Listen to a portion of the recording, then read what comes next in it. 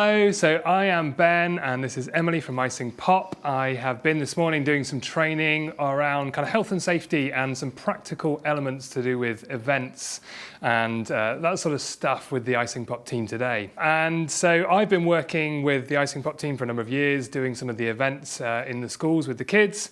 And I would love to encourage you, if you are looking for resources for your kids in your church, go and check out the Icing Pop channel with Emily. She's got loads of great YouTube videos that you can go and have a look at. But that's it from us. Have a look at this training and hopefully you'll find it helpful for you in your churches. Packing kit away and getting out of the building.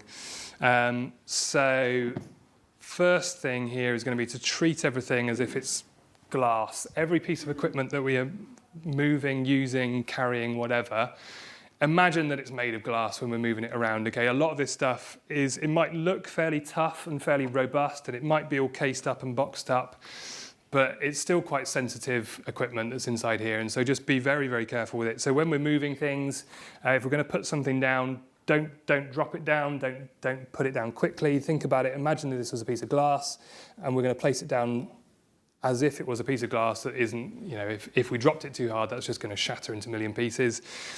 Treat it as if it was a piece of glass and do that with everything. Doesn't matter about the size of the equipment that we're using as well. Some small things, again, can be very delicate and very easy to damage. So just all the time think this is a piece of glass and I need to put it down as if it's a piece of glass.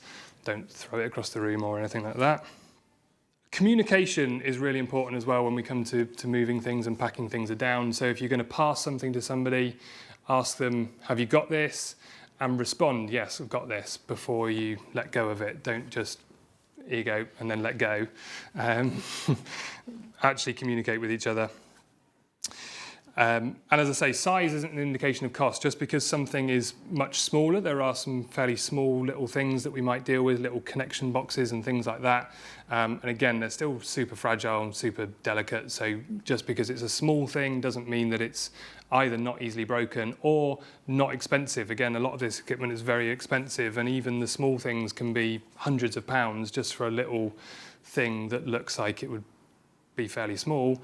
Can still be really, really expensive, so just be very aware of all of that. And just like we did with the lift, again, communication, 3, 2, 1, and lift together on 1. Communication is really important just to make sure we're doing that safely.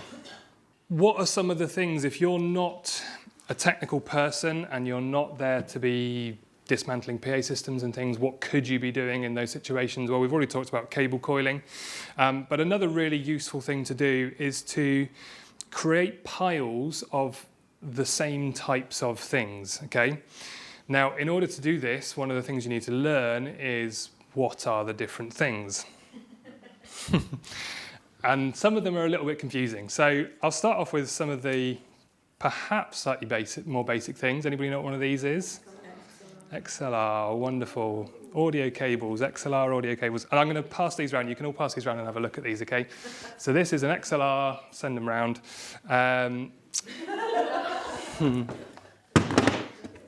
Just to keep things super confusing. Right, so the bit you need to be looking at is what do the ends of the plugs, I'm not going to have one here. What do the ends of the plugs look like? Look at the ends of the plugs, because that's the bit that's going to be different. So what's this cable? Yeah, very good. So it's called Ethercon. Very often confused with an XLR because the plugs do look incredibly similar. There's another XLR. So XLR plug, Ethercon plug. Okay, from the side, look basically identical, yeah? The bit that's different is if you look down the ends of them. So they've got different connectors inside, okay? So there's Ethercon. Ethercon depends on the system. So Ethercon can be used for connecting from the mixing desk to the stage box if it's a digital system, or we have boxes that will connect audio across the stage from one side to the other on Ethercon. Okay, another easy one. HDMI, wonderful, yeah. HDMI cables. So HDMI is obviously video. Evil Vindictive. This is called Oh, people not like this. Okay. Anybody know what it's called? Not an AV. I have seen one in my life. Yeah, you would have done. Yeah. S. Can you can you tell SD. me how to dismantle it? 'Cause I feel like I nearly ruined it. Okay, sure, yeah. Twist something and I think I twisted it wrong and I was like, oh, good. SDI. SDI, yeah. So the SDI connector, so I just had a question over here, how do you undo an SDI connector? Yeah, so it's a little push and a twist. So it's got a little lock on it, and so to undo it, you just give it a little push and a little twist. The end part of that will rotate, so you're just going to give it a little push and a little twist. If you do that with it, you'll feel how that rotates on there. I think I tried and someone told me to disconnect and I did it wrong and I was like, oh my goodness, I've destroyed this thing. Yes, yeah, so it's a video cable, video SDI cable.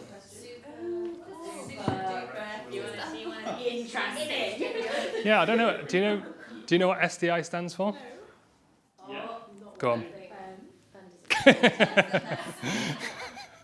What is it? Super interesting, yeah. Super duper interesting. Okay. I don't know what SDI stands for. No. Super digital interface. It's a mono cable, isn't it? It's like there's only one. It's not like HDMI, because HDMI you have quite the signal is split up. Yeah. And it's reconstructed. Whereas with an SDI cable, the signal just travels as one package in a linear way. Yeah. So that's why we use the SDIs to do longer cable runs. So often you'll see a HDMI cable go out from a laptop to a converter that turns it into an SDI cable. So you can do a really long run of the SDI without losing signal. And then it goes back to HDMI to go into the TV. But it's all TV stuff. It's video, It's all TV yeah. So stuff, it's all yeah. video, yeah. Okay, so we've done these ones. You should all know what these are. What's that? 13 amp. What's that? 16 amp. Great. Send them around. Is that allowed? Well, it is. So they are used on caravans. Yeah, it's the same type of connector. Okay.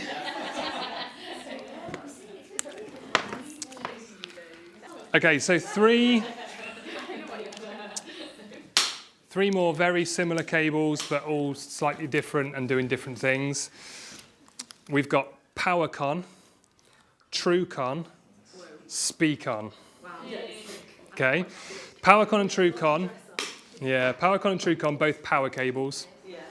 SpeakOn is a speaker cable. And again, all of these you might come across. So again, it's just worth knowing about them. This is probably one that you're almost certainly going to need to ask about because there's just no easy way to identify those. Particularly PowerCon and SpeakOn, they just look so similar. Yeah, very, very difficult to tell apart. So really, if you're not sure, just ask because they're going to be very, very similar. But there you go, SpeakOn, TrueCon, PowerCon. Why is it called TrueCon? It's the real. True way to do power, yeah. So the power ones could be power for anything. In fact, they're most likely to be power for lighting. And then the speaker cable is obviously for speakers. So that's PowerCon. PowerCon. This is the true one. That's TrueCon. TrueCon is big. And that's mostly lights. Mostly lights, yeah.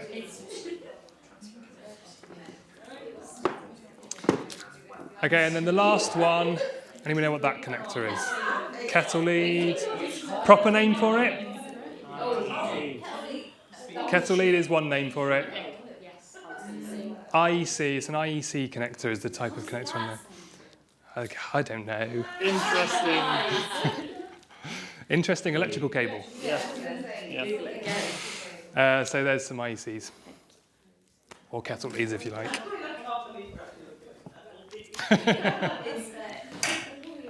I also worry about the TV cables. The cables. Coaxial. Yeah, because they're very, very breakable, aren't they? Yeah. So can we have a thing that we don't deal with those?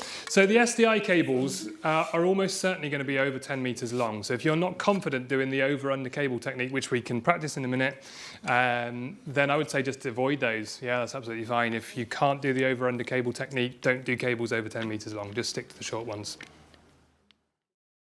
Hello, so I'm Ben, and this is Emily from Icing Pop. I have been here today doing some training with the Icing Pop team. And I can't remember what else I was going to say.